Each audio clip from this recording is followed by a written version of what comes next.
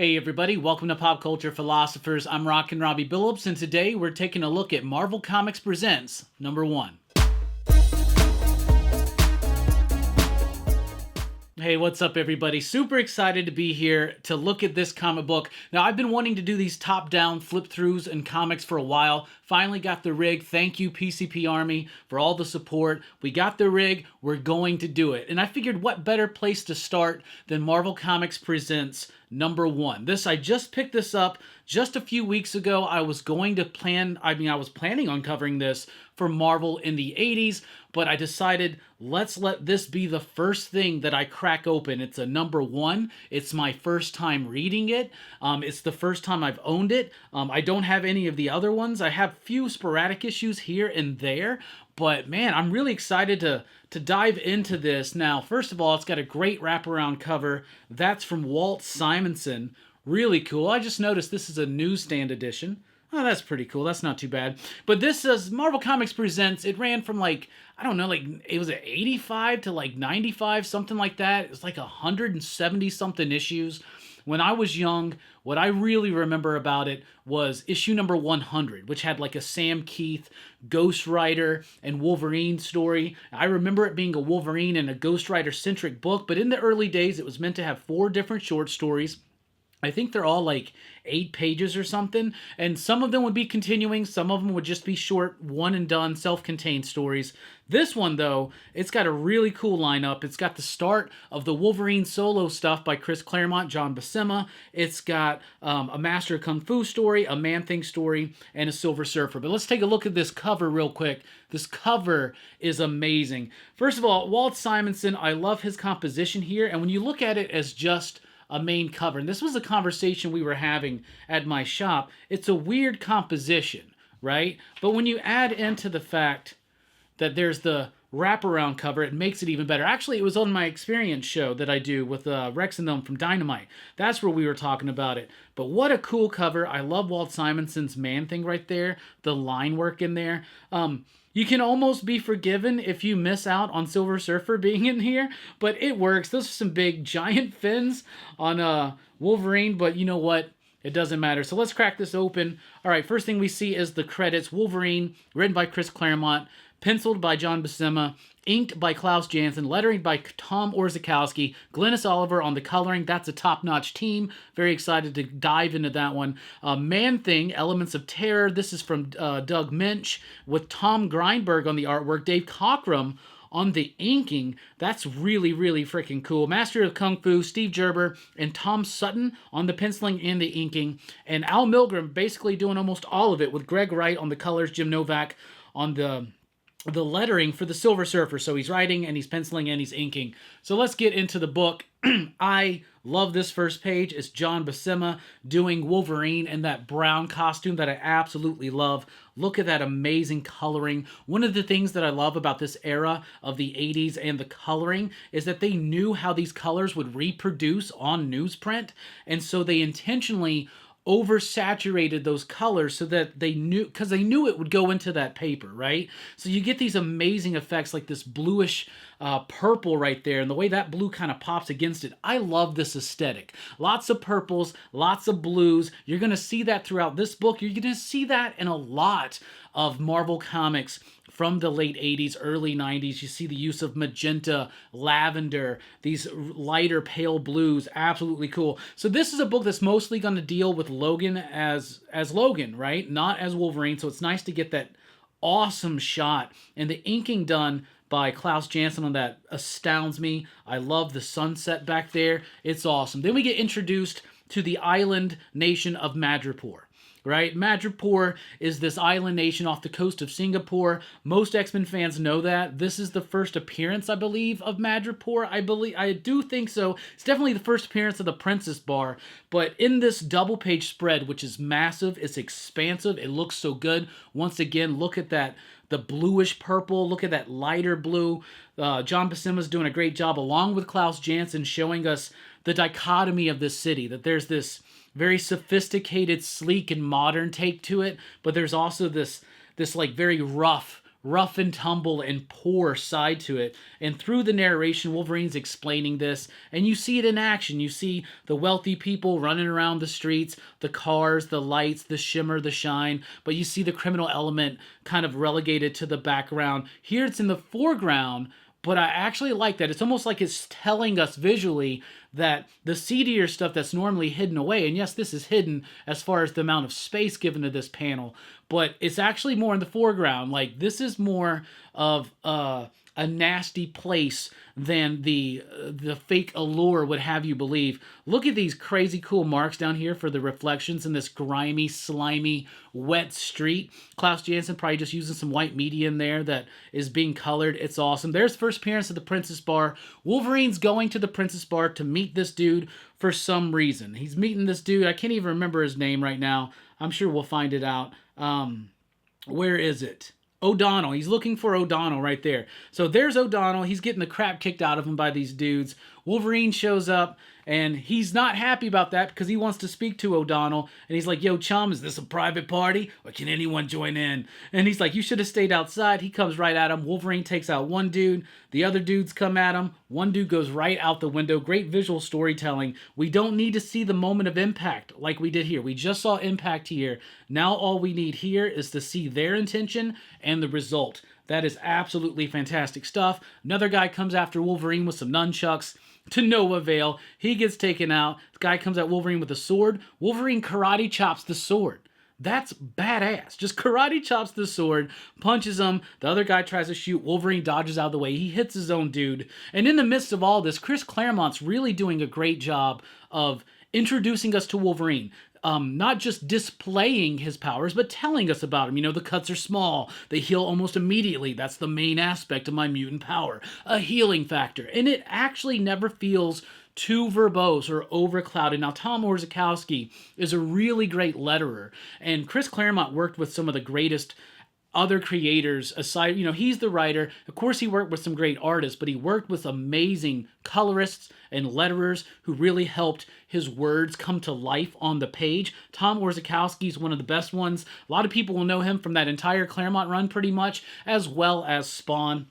So that's cool stuff. So Wolverine is picking up his hat. There's one more left. He's got this chick. He's like, you beg, maybe I'll let you live. Come here, mister. And this is one of the most hardcore, cold moments I've ever read from Wolverine. He's like, go ahead, pull the trigger.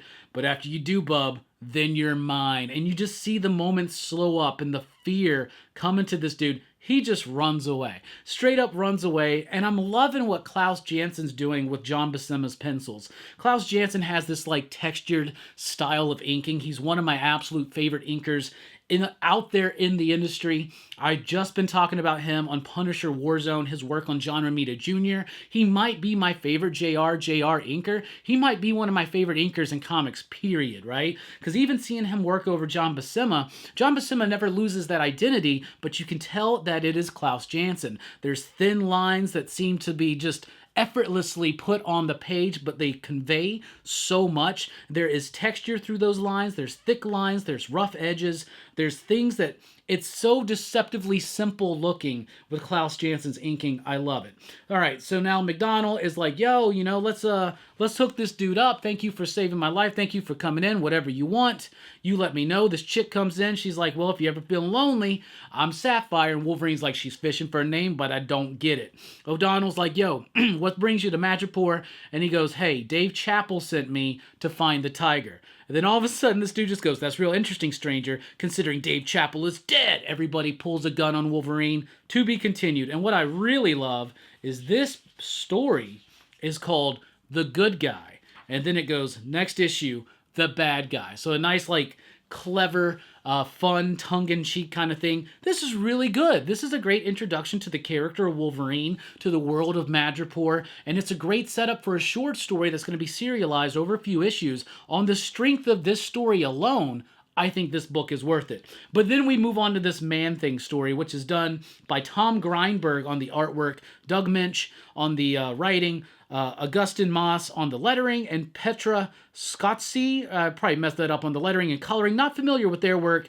Tom Grindberg, I thought I've seen his work before, but I looked him up and I thought he was like on Sandman or something like that. But this is obviously kind of a take on Swamp Thing. Like right before this time is when Alan Moore's really doing his great run on Swamp Thing with Steve Bissette and other artists that are just killing it, right? So you get that kind of a style here in this Man-Thing story.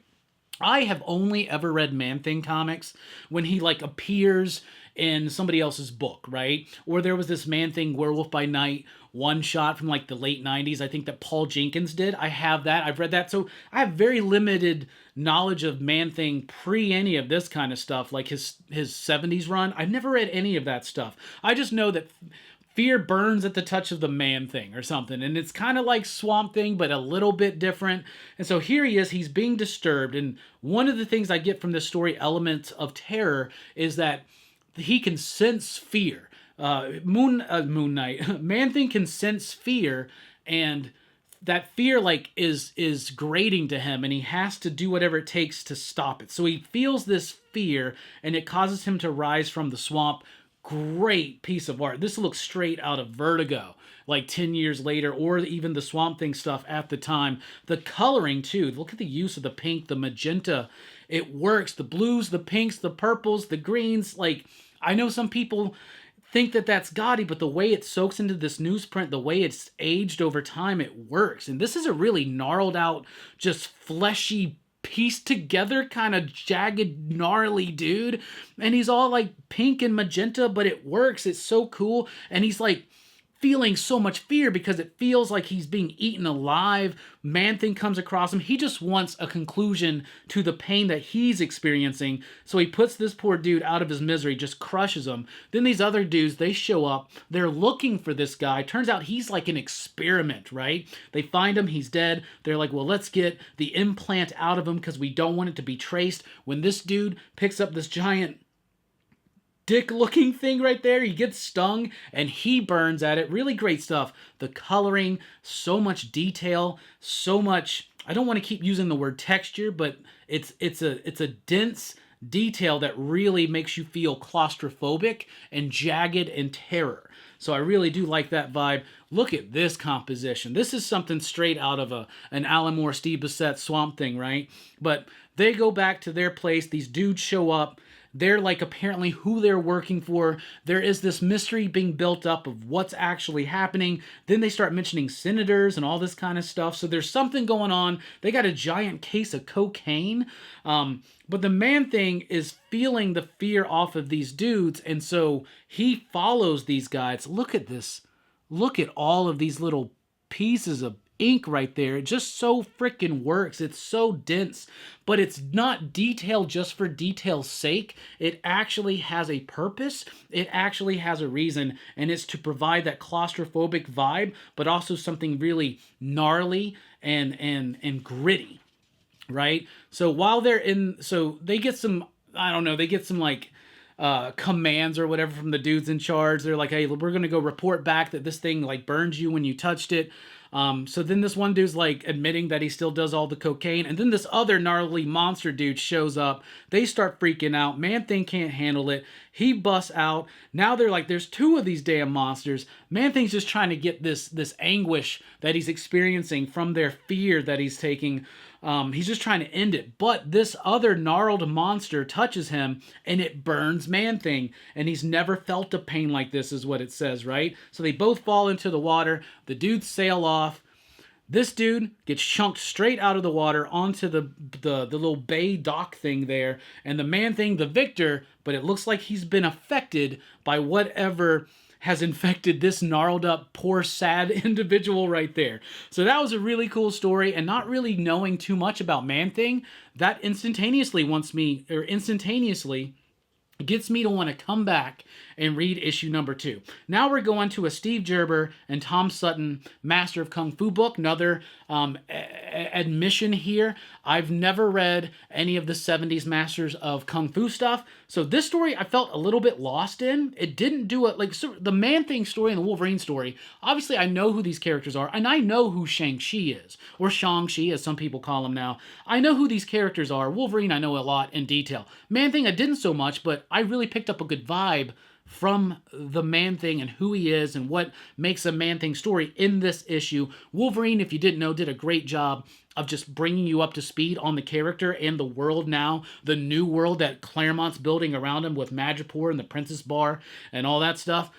You feel a little bit lost here in the Master of Kung Fu story, but there's all this, so all of the narration is Shang-Chi talking to himself or to us presumably, and it's this whole thing about water and fish. You know, he's like, for a mind as blank as an unstirred pool, all knowledge of the world and its ways can be learned from the example of fish. Fish eat, fish swim. Fish make other fish, fish are eaten. So it's talking about like this cyclical pattern of life and the ups and downs, the seasonal turn of life, if you will, right? So you don't really know at first, but that's Shang-Chi coming back to Hong Kong after some time away.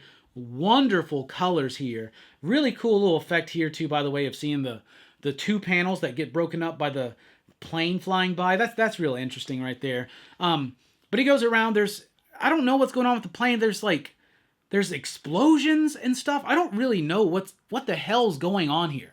Is this referencing something from the past of Master of Kung Fu? Is this referencing something that's happening at the time that this was being written? I don't know. But he feels that he's being followed, so he goes to a flop house, and he pretends to be asleep, luring and setting up bait so that these dudes come in, and man, look at that color. Like, I'm telling you what, purple and blue, like all the colors in my house are usually set to purple and blue at night, and it's because like I love that color combination. So this whole issue has me, even though this story didn't really satisfy me as much maybe as the previous two. Like the art does. Tom Sutton's a pretty decent art. I'm not super familiar with his work, but it's good and it's capable, and I guess it's trying to kind of replicate the Paul Galassi stuff, maybe a little bit. I need to be a little bit more familiar, though, until I can more adequately speak to that. But he's setting the trap. They go in, they take the trap. He gets up, just some kung fu fighting. Everybody was kung fu fighting. It's decent, it's cool. I like the use of the open space right there to keep it from being too rigid and too confined. You know, a lot of people... Who's the editor-in-chief at this time? Is this post... Yeah, this is post-shooter, so this is Tom DeFalco. Maybe we are loosening up a little bit. Tom DeFalco did allow some of the artists to be a little bit more loose and free with some of their stuff, but at the same time, Jim Shooter allowed people like Frank Miller to experiment, but not as much as they would have. The Jim Shooter era is a very strong era for Marvel, but artistically speaking, it does... A lot of that art is kind of confined and simple and basic, but you also had really talented artists that could work within those parameters. But it's nice to see a little bit of variation. So all between these different stories, everything is different. You know, John Buscema doing like classic composition, a more interesting Vertigo-esque approach right here, definitely inspired by Swamp Thing. It's got to be, right? Really cool panels that break apart, that aren't just super like rigid and structured. And then here you got more vertical panels showing you a little bit more of that action. Really sexy figure right there coming out of the pool. So he fights off these dudes. He goes to this place. It's a name he recognizes. He's like, is it the same assassin organization that I'm part of? It's about his father. His father's presumed dead at this time. His father's not the Mandarin, by the way. It's a different dude in the comics. In the movie, of course, it's the Mandarin, but that's a whole other vibe and a whole other thing. This is Liko. He knows her. I don't know her. They go and swim together. They're about to probably get it on, but then they're interrupted by these dudes. This guy seems like he's a little bit of a racist. And I don't know, he's like, you know, it's time for Games of Deceit and Death Part 2. And he's like, Tar, this dude hasn't changed. I'm returning. I have gone back. In returning, I have gone back. But sometimes, if a spirit is to rise and advance any farther, it must first fail. So I feel like Steve Gerber's trying to do that kind of like Bruce Lee, like philosophy kind of thing. But it just didn't completely grab me because I kind of felt lost. I don't know who Tar is. I don't know who Liko is. And this didn't give me enough to make me want to come back for the next issue. But luckily for this, the previous two stories did. Now we got a Silver Surfer story by Al Milgrom. I'm a fan of Al Milgrom. I know a lot of people call him as kind of just average, but I really do enjoy his work. I really liked his work on the Wolverine and Kitty Pryde miniseries. I got to get those original issues. I think I have some of them. So this is Silver Surfer book, all done by Al Milgrom. We start off with this dude who's like this space creature who can exist in the vacuum of space, and he's eating the iron out of this asteroid, right? So that's what's going on. And then all of a sudden he gets this thing where he feels fear and he just drops dead. And then there's this little insect, bug, centipede, millipede thing coming out. It's called the Fear Eater. So he seeks out these beings, I guess out in space, and tries to somehow pique their fear and then feed off of it. And right here, he's complaining about how it's going to take parsecs before he can find another world, and that the only fear, since this one creature can survive the vacuum of space and doesn't have any predators, the only fear he has is fear of death. So it was a paltry meal and won't even be enough to sustain him until he can go parsecs away to get the next nourishment, right? But then here comes in flying the Silver Surfer. Love the 2 panels that are actually one big splash page, but breaking up the action there and the reading the reading flow. So right here, Silver Surfer. Look at the colors here. And Al Milgrom, I do believe, did he color this himself too? Oh no, Greg Wright colored this one. Greg Wright's a great colorist. We just been seeing his work on the Punisher Warzone and Marvel in the 90s.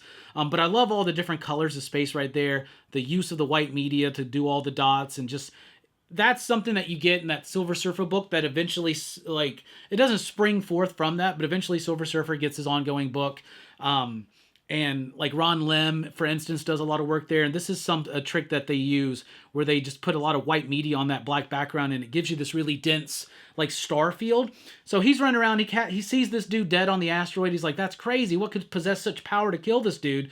And then this little Fear Eater mind thing latches on psychically to Silver Surfer. We get a quick update on his origin, just a little bit. His origin is spread throughout, so if you didn't know Silver Surfer, by the end of this story, you will kind of know or get the gist of him. And that was really something cool when I was a kid, was being able to read these books with characters that I didn't really have a lot of familiarity with, that would actually give me a good sense of who these characters were and what they represented and how one of their stories were structured and what I could expect from them, and it would entice me to read more of that character, right?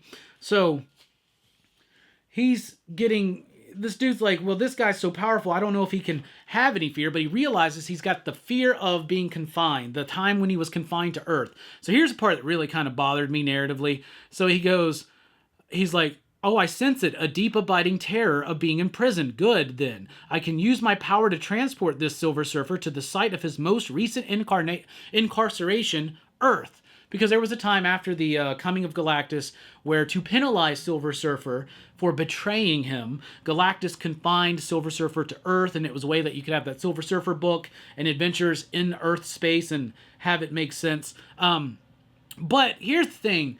This dude literally just on 2 pages ago said, foolish, it will be untold parsecs before I can even find another life form to nourish me. But you can instantaneously just travel anywhere. I guess maybe he needed a connection to Silver Surfer and Earth, and he was out in the cold of space. Maybe, I don't know. But apparently this dude's got teleportation powers, but he's holding back. Anyway, so all of a sudden, Silver Surfer starts freaking out. He's like, no, I can't be confined again. Never again. He breaks right through it. He just breaks right through it because he's that powerful. Then he finds out, oh, what if he lost his power? So then he puts him in this contraption. And I guess this Fear Eater, he's not, at first I thought that this was all like an illusion. He thought he was at Earth. No, you find out at the end of the story, he's actually on Earth, which is wild. What are the power sets? What's the power set of this Fear Eater? And it just seems like for everything he's actually able to do, he transports this dude to Earth. He comes up with a device that's leeching his power away, and that's a really cool reference to like Doctor Doom stealing his power and other characters trying to steal the cosmic power from Silver Surfer, but it doesn't work. He just busts right out of it. He's like, man, whatever. Last thing I can do, let's take away his power. Let's make him Norrin Rad again. So he's Norrin Rad. He's like freaking out. He thinks he's going to die in space. He's hugging a surfboard. Look at the wonderful color there, right? And he's just there, but then he starts realizing, hey, I still got my surfboard. My surfboard's still here. That means I still got my power. This little Fear Eater, and one interesting thing is we stay so far away from this Fear Eater, and throughout this story, we keep getting closer and closer to him. We start seeing more and more of him, but he's like, oh my goodness, if he realizes that he's got his board, he's going to realize he still has the power cosmic, and boom, he does. Right there, boom, he gets the power cosmic back. The feedback's too much. No, he can't remain. Power's too great. The Fear Eater leaves. And then Silver Surfer's like, I don't know what the hell just happened, but I sense that it's over. And so he's got a big smile on his face, and he's just going away. Farewell, planet Earth. But the Fear Eater is right there at planet Earth. The end? Question mark? I don't know if this dude ever returned. Never returned in anything that I've seen. I really liked this book. So, by far, my favorite story is the Wolverine story. John Buscema and Klaus Janson, plus Glynis Oliver and Tom Warzakowski. Come on. But Chris Claremont, I think one of the reasons why his X-Men run was so successful, and I've noticed this reading through some of his stuff from the 80s in particular, he did such a great job of having you be reintroduced or introduced for the first time to characters, to places, to ideas, to events and concepts. And he was very new reader friendly. And I think that that was the power of Claremont, was being able to jump into any issue of his X-Men run during the 80s and just be able to follow along and understand who these people are. Artistically, it's great. The Man-Thing story was awesome. The Master of Kung Fu story, to me, was interesting. It had good art, but it just didn't quite win me over. This Man-Thing story, though, I was really surprised by that one, but when I flipped it open and saw that artwork, I really liked it. But the Master of Kung Fu story was cool, and the Silver Surfer story, it's a little doofy, but I did enjoy it, and I'm glad that this wasn't a continuing story. But great creators with some really solid characters that at the time weren't highlighted or focused on a lot back then. So, Marvel Comics Presents #1. I would give this, out of a 5 you dig rating scale, I'd give this a good solid 4.5 you dig. Seriously, 3 out of the 4 stories were really solid. One was not quite as good, but there were elements about everything that I really enjoyed. The only sad thing is, I don't have issue 2. So I'm going to have to try to find an issue #2 and then a 3, because I want to keep doing this. I want to go, and of course, this is the Wolverine story that leads into the ongoing series by Claremont and Buscema at first there too. But man, what a cool stuff. That's what most people remember from this, is the Wolverine story. But do not sleep on that Man-Thing story. And the other 2 are nice little backups. But for the time, for the price at the time, this was a bi-monthly comic, or a bi-weekly comic every other week. Such a cool book, such a cool cover. Glad to talk about it here. Thanks for watching. Thanks for paying attention. What are your recollections of this book? Do you got issue 2? Do you got an extra one? Can you hook a brother up? Anyway, thank you so much for checking out the video. Be sure to like, share, and subscribe, and join us over at patreon.com/PCP if you want to help support the channel. I've been Rockin Robbie Billups. Thanks for rocking with us. Station.